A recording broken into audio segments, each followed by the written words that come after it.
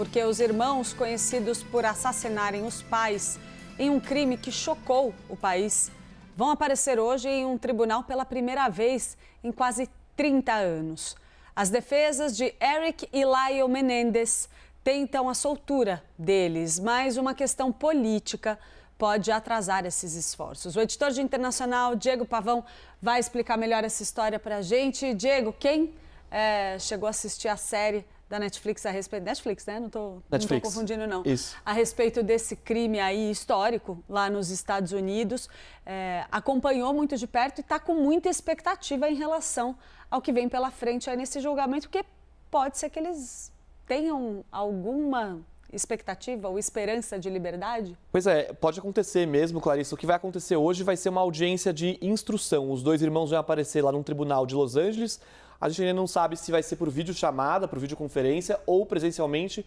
Quem vai decidir é o juiz ainda hoje, mas eles vão aparecer e o juiz vai explicar o que vai acontecer nesse processo. Vamos relembrar esse crime para quem está em casa.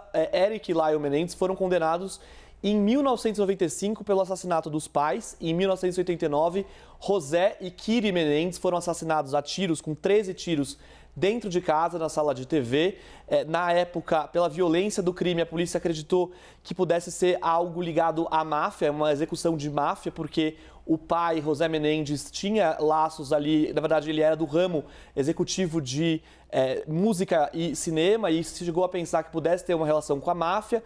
Os irmãos também levantaram essa possibilidade, mas depois a polícia concluiu que eles foram os responsáveis, os irmãos confessaram e aí eles foram condenados, mas eles levantaram aquela versão de que o pai abusava deles fisicamente, psicologicamente e sexualmente também, só que isso acabou não entrando no julgamento final e eles foram condenados à prisão perpétua sem possibilidade de condicional. Mas agora isso está sendo rediscutido. Nesse ano, o promotor de Los Angeles reabriu o caso, disse que reavaliaria o caso e concordou que eles devem passar por uma nova sentença. Até haveria a possibilidade de que isso acontecesse antes da data do Dia de Ação de Graças, que é nessa semana nos Estados Unidos, mas isso não deve acontecer. Eu vou explicar agora aqui no nosso telão alguns dos caminhos que podem ser percorridos para que eles sejam libertados. Bom, o primeiro deles é uma nova sentença. Essa é a possibilidade mais forte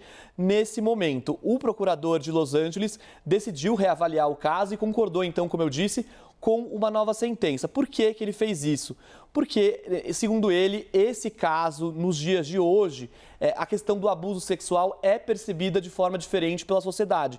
E ele achou que isso seria um mérito para que esse caso fosse, pelo menos, reavaliado. Algumas novas evidências também surgiram e eu já vou explicar sobre isso. Além disso, esse procurador também cita o que ele chamou de comportamento exemplar dos irmãos Menendez na cadeia durante esses quase 30 anos, aliás, os mais de 30 anos que eles ficaram presos lá na Califórnia.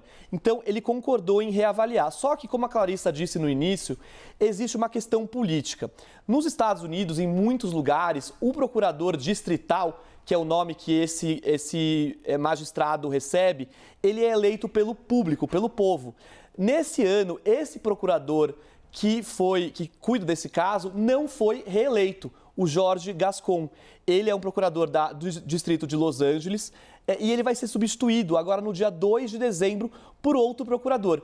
Os críticos desse procurador, do George Gascon, que reavaliou o caso, dizem, na verdade, que ele só tolerou reavaliar esse caso porque isso renderia votos para ele, porque a gente está falando de um caso extremamente popular nos Estados Unidos. Mas o fato é que esse procurador perdeu a eleição e ele vai ser substituído no dia 2 de dezembro por outro procurador que disse que não vai seguir a mesma decisão. Pelo menos não a princípio. Ele vai reavaliar o caso para depois tomar uma decisão. Então, isso pode atrasar muito esses esforços para a libertação dos irmãos Menendez. O segundo caminho é em relação à clemência do governador. é prerrogativa do governador dos estados dar clemência a alguns criminosos, a alguns condenados. O governador Gavin Newsom, da Califórnia, pode fazer isso, só que ele disse também que vai esperar o parecer desse novo procurador.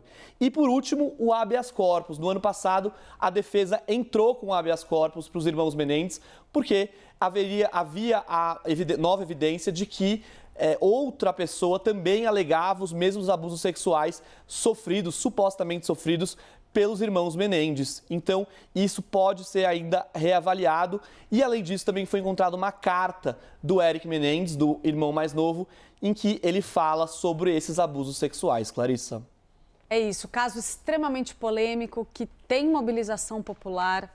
Na época em que ocorreu o julgamento dos dois irmãos, também teve muita mobilização. Foi um caso extremamente midiático, né, Diego? Então, a tendência é, claro, que a gente acabe tendo um acompanhamento aí mais próximo e uma influência também midiática, uma vez que a série da Netflix ajudou a dar visibilidade, holofote internacional para esse caso mais uma vez, né? Diego Pavão? Obrigado, Clarissa. Até mais.